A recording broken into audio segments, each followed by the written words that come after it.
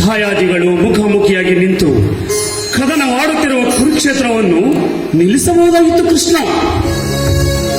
ಸೋದರ ಬಂಧು ಬಾಂಧವರ ರಕ್ತವನ್ನು ಚಿಮ್ಮಿಸಿ ಬೀರುವುದಕ್ಕಿಂತ ದುಷ್ಟತನ ಮತ್ತೊಂದಿದೆಯೇ?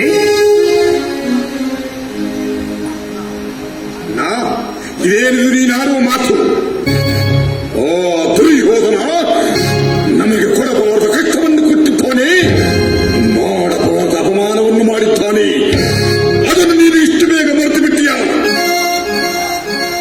ನಮ್ಮನ್ನು ವನವಾಸಕ್ಕೆ ಹಟ್ಟಿ ಅಣ್ಣನ ನಿಲಯತೆ ಗತಿಲತೆಯ ಮಾಡಿದ್ದನ್ನು ಎಷ್ಟು ಬೇಗ ಮರೆಯಲು ಹೇಗೆ ಸಾಧ್ಯ?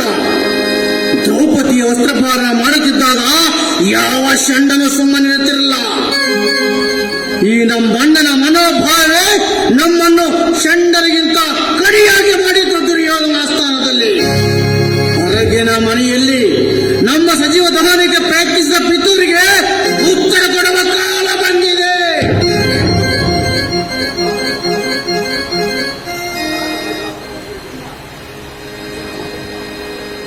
ಅಣ್ಣ, ನಮಗಾಗುವ ಎಲ್ಲ ಅಪಮಾನಗಳಿಗೆ, ಆಗಿರುವ ಎಲ್ಲ ಅಪಮಾನಗಳಿಗೆ ಆ ಕುರುಕ್ಷೇತ್ರವೇ ಕೊನೆಯಂತವಾಗಬೇಕು. ದುರ್ಯೋಧನ ಹಾದಿಯಲ್ಲಿ ನಾವು ನಡೆಯಬೇಕೇನೋ? ಏನಾದರೂ ಅವರು ನಮ್ಮ ರಕ್ತ ಸಂಬಂಧಿಗಳಲ್ಲವೇ? ತಾತನಾದ ಭೀಷ್ಮನನ್ನು, ಗುರುಗಳಾದ ದ್ರೋಣಾಚಾರ್ಯನನ್ನು ರಣರಂಗದಲ್ಲಿ ಹತ್ಯೆ ಮಾಡುವುದಕ್ಕಿಂತ ಘೋರವಾದ ಪಾತಕ ಯಾವುದಿದೆ? ಸಹೋದರರ ಎರಡು ಪಕ್ಷಗಳ ಮಾಡಿ ಹೊಡೆದಾಡಿ ನೆಗಿಡಾಗಬೇಕೇ? ಯುಧಿಷ್ಠಿರ, ನಿನ್ನ ಮನಸ್ಸಿನ ಅಳುಕನ್ನು ದೂರ ಮಾಡು. ಇದು ದಾಯಾದಿಗಳ ಜಗಳವಲ್ಲ, ಧರ್ಮದ ಮುಖಾಮುಖಿ, ನ್ಯಾಯದ ನೇರ ಸಂಘರ್ಷ. ಜಗತ್ತಿನ ದುಷ್ಟತನವೆಲ್ಲ ಮೈಗೂಡಿಸಿಕೊಂಡ ಆ ಸುಯೋಧನನ್ನು ನಿರ್ನಾಮ ಮಾಡುವುದೇ ನಮ್ಮ ಪವಿತ್ರ ಕೆಲಸವಾಗಿದೆ.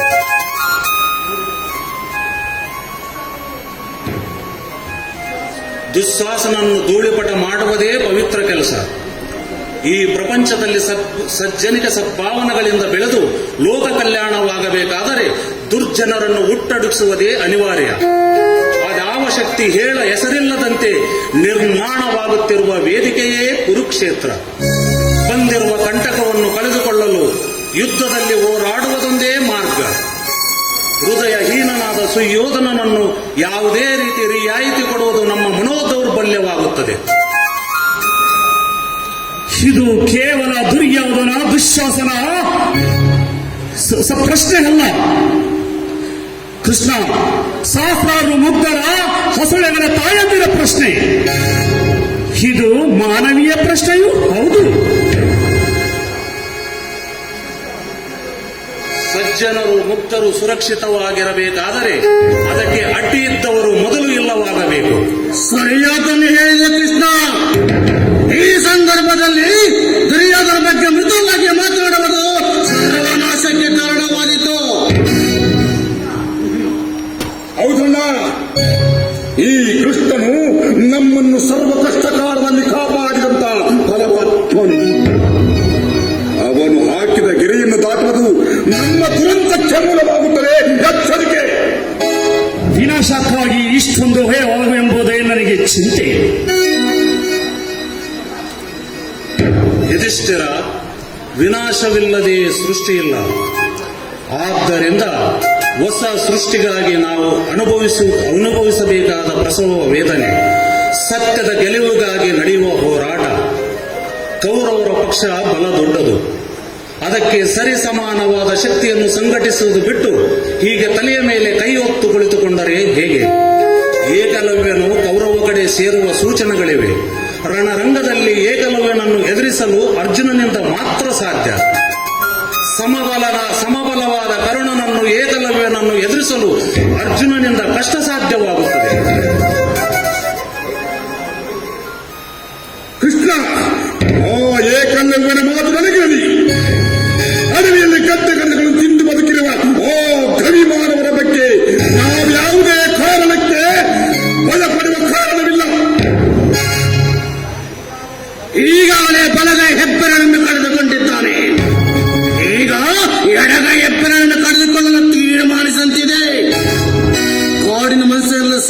ಮುಂದೆ ಒಂದು ಪಡೆ ಕಟ್ಟಿಕೊಂಡು ಬೀಗುತ್ತಿರುವ ಏಕಲವನಿಗೆ ರಣರಂಗದಲ್ಲಿ ಸರಿಯಾದ ಬುದ್ಧಿ ಕಲಿಸಬೇಕು. ಏಕಲವ್ಯ ಪುಟ್ಟ ಸೈನ್ಯರಾದರೂ ಅವರನ್ನು ಸರಿಸಮಾನವಾಗುವುದು ಸಾಧ್ಯವಿಲ್ಲ. ಕೃಷಿಕರ ವಿಧವೆಗೆ ಸಂಬಂಧವಾಗಿ ಅವರು ಬೆಂಬಲವಾಗಿ ನಿಂತರೆ ನಮಗೆ ಆಪತ್ತು ತಪ್ಪಿದ್ದೂ ಅಲ್ಲ.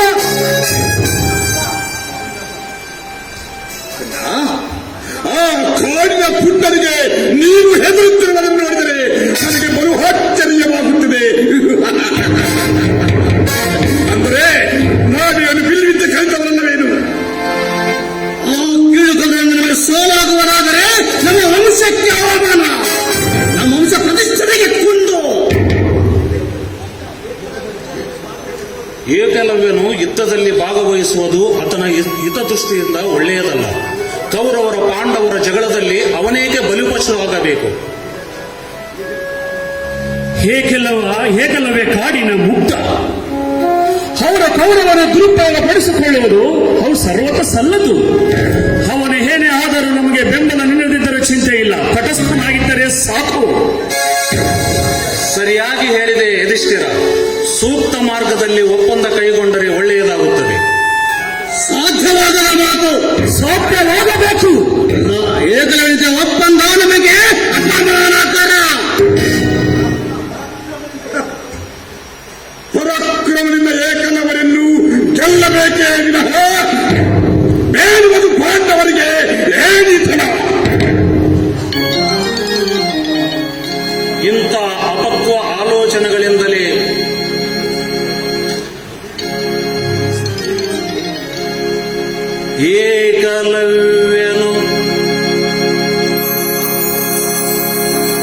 ಏಕಲವ್ಯನವ ಶಿವನವತಾರದಲ್ಲಿ ಜನಿಸಿದನು. ಏಕಲವ್ಯನವ ಶಿವನವತಾರದಲ್ಲಿ ಜನಿಸಿದನು. ಕೋದಂಡಧರನಿಗೂ ಮಿಗಿಲಾದ ಶೂರನವನು. ಕೋದಂಡಧರನಿಗೂ ಮಿಗಿಲಾದ ಶೂರನವನು. ರಣಕಳ ಧುರೀಣ ಭೀಕರ ಬೀಭತ್ಸ ಭಯಂಕರನವನು. ಅಜಯನು ಅಮರ ಮೃತ್ಯುಂಜಯನೋ.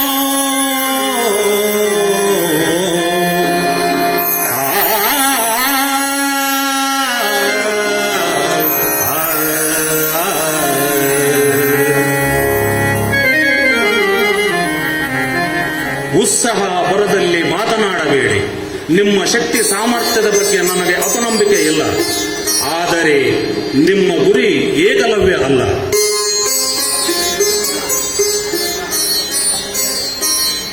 ಅಂದರೆ ಕೃಷ್ಣ, ನಿನ್ನ ಮಾತಿನ ಅರ್ಥ ಯುದ್ಧವೇ ಬೇಡ ಎನ್ನುವೆಯೇನು? ಯುದ್ಧವೆಂದರೆ ಬರೇ ಹತ್ಯೆ ಅಲ್ಲ, ಸಂಧಾನವೂ ಅದರ ಒಂದು ಭಾಗ.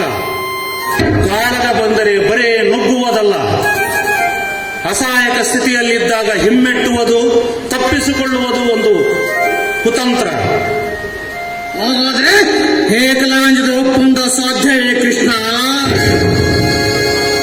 ಏಕಾಗಬಾರದು, ಸಾಧ್ಯವಾಗಬೇಕು. ಅದು ಅರ್ಜುನನಿಂದ ಮಾತ್ರ ಸಾಧ್ಯ. ಪಾಂಡವರಲ್ಲಿ ದ್ವೇಷ ಸಾಧಿಸಲು ಏಕಲವ್ಯನಿಗೆ ಕಾರಣವೇನಿಲ್ಲ. ಆದರೆ ಅರ್ಜುನನ ಮೇಲೆ ಅಪಾರವಾದ ಸಿಟ್ಟಿದೆ. ಅದು ಹೆಬ್ಬೆರಳಿನ ಕಾರಣಕ್ಕಾಗಿ.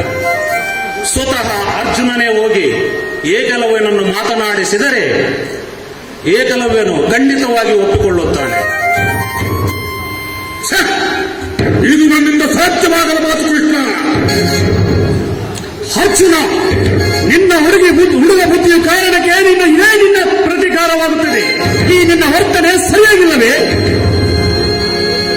ಅಂದರೆ ನಿನ್ನ ಮಾತಿನ ಪ್ರಕಾರ ನಾನು ಏಕಲವ್ಯನಲ್ಲಿ ಹೋಗಿ ಕ್ಷಮೆಯನ್ನು ಯಾಚಿಸಬೇಕೇನು? ಹೌದು. ಮೂರು ಲೋಕದ ಕಂಡ ಅಪ್ರತಿಮ ಪರಾಕ್ರಮಿ ನಾನು ಅಲ್ಲ ಎಂದು ಹೇಳಿಕೊಳ್ಳಬೇಕೇನು?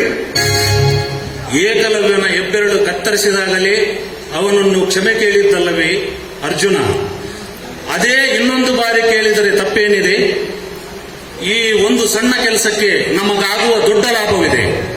ಇದೇನು ಕೃಷ್ಣ, ಇದರಿಂದ ನಮಗಾಗುವ ದೊಡ್ಡ ಲಾಭ ಯಾವುದು? ಅವನು ನಮ್ಮ ಪಕ್ಷ ಸೇರದಿರಬಹುದು, ಆದರೆ ತಟಸ್ಥನಾಗಿದ್ದರೆ ಸಾಕು. ಹೇಗೆಲ್ಲವೇ ಬುದ್ಧಿವಂತನಾದರೂ ಸಾಕು. ಅವನು ಖಂಡಿತವಾಗೂ ಒಪ್ಪುತ್ತಾನೆ. ಕೃಷ್ಣನ ಮಾತು ಸುಳ್ಳಾಗಲಾರದು.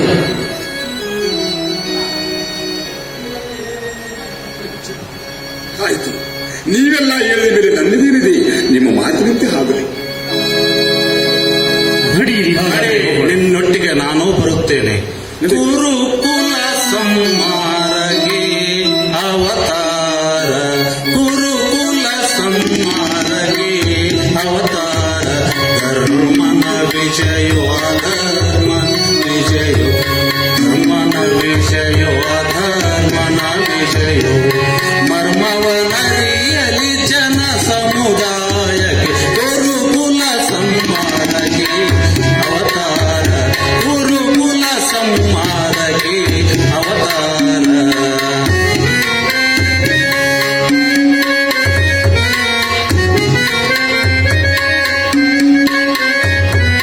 ಜಯ ಸಂಕೇತ ಹನುಮ ಪತಾಕ, ಜಯ ಸಂಕೇತ ಹನುಮ ಪತಾಕ, ಗುರುವಾಗಲಿ ನಯ ನಂದಾದೀಪ, ಲಯವಾಗಲಿ ಗುರು ನಂದಾದೀಪ, ಲಯವಾಗಲಿ ಗುರು ನಂದಾದೀಪ, ಗುರುಕುಲ ಸಂಹಾರಕ್ಕೆ ಅವತಾರ, ಗುರುಕುಲ ಸಂಹಾರಕ್ಕೆ ಅವತಾರ, ಗುರುಕುಲ ಸಂಹಾರಕ್ಕೆ, ಗುರುಕುಲ ಸಂಹಾರಕ್ಕೆ